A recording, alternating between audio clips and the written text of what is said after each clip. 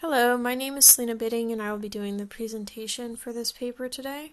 The subject matter is reconfigurable domes, but in a much broader sense, it's about developing a generalized workflow which allows for modular vaulting.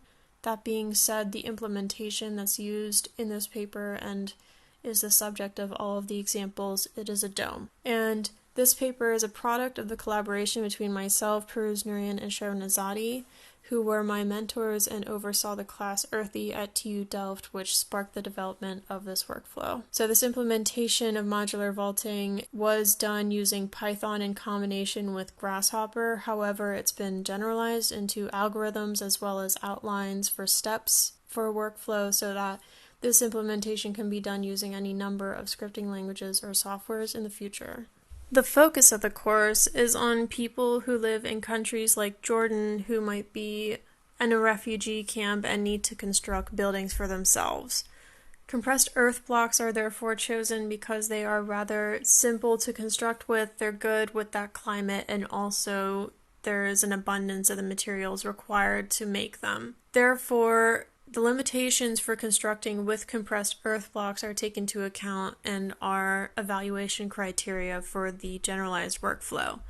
The first of these criteria is that the number of distinct modules is capped at 20 because each distinct module is going to require its own mold or a complex mold design, which is just going to add to the complexity of the overall method, which relates to the last criteria. The second criteria is that there should be a maximum amount of variability in the aesthetic of the dome, and this is because it was determined that the success of the method is also going to hinge on the way that it looks, and so it should not appear very repetitive and monotonous. The last criteria then is that the method of construction be kept very simple to accommodate for people who have any level of skill in construction, and that includes people who may have absolutely no experience. So a few methods are explored and elaborated upon in the paper, but the most important one to highlight is the radial approach. In this approach, each block has sloped sides so that the adjacent blocks as well as the block below and above it hold it into place. Ideally, this doesn't require a ton of formwork, however, it does end up making a ton of different modules. It was therefore not further explored, but it did hold a lot of promise. The resulting generalized methodology, after much exploration, is highly inspired by Mukarnas, but it's not meant to be an imitation. This is a really important distinction to make now, because as I start to talk about the generalized workflow, it's important to note how Mukarnas inspired it. The way that Mukarnas, traditional and structural, are constructed typically is that a 2D projection helps to inform where the 3D modules themselves are. The generalized workflow took this relationship between the pattern and the pattern being the projection and the 3D modules above, and rather than the 2D pattern just prescribing where the modules go, the 2D pattern now actually prescribes what those modules are. So, in the pattern, the shapes are given sets of rules and how they relate to one another, and then in the next step with the 3D part, those shapes become 3D according to another set of rules that's used in combination with the rules which pair the shapes together. And this is how the generalized workflow is inspired by Mukarnas, but it is not a knockoff in any sense. It is more so very much inspired by them. The following examples for the steps are specific to the dome implementation for the paper, but there's a general method behind each step and it could be implemented in a number of ways.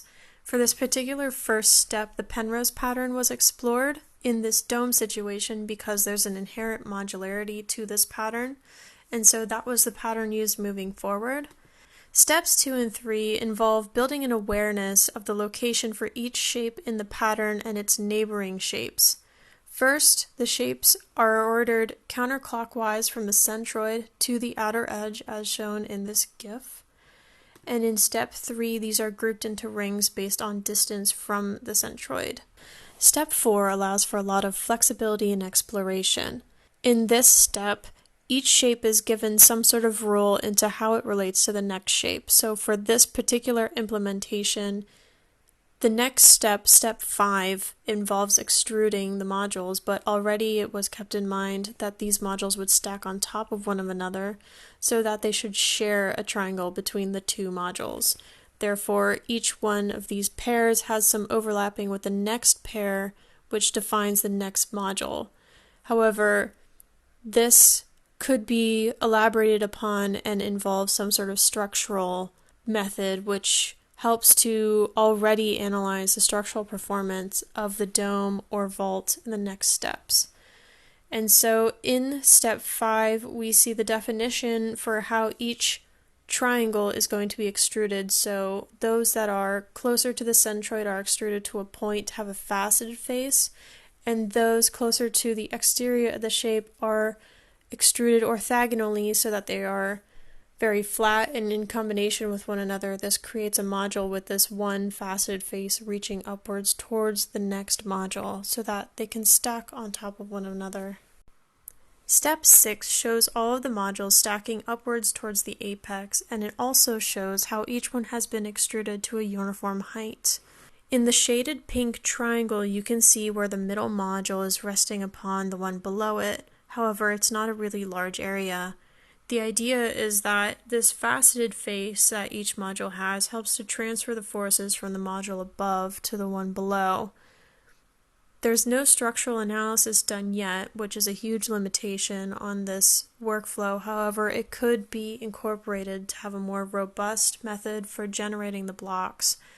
While the general workflow succeeds at meeting all the evaluation criteria, there are many limitations and moments for exploration that could lead to a much more robust system, and so this is just a jumping off point. Thank you.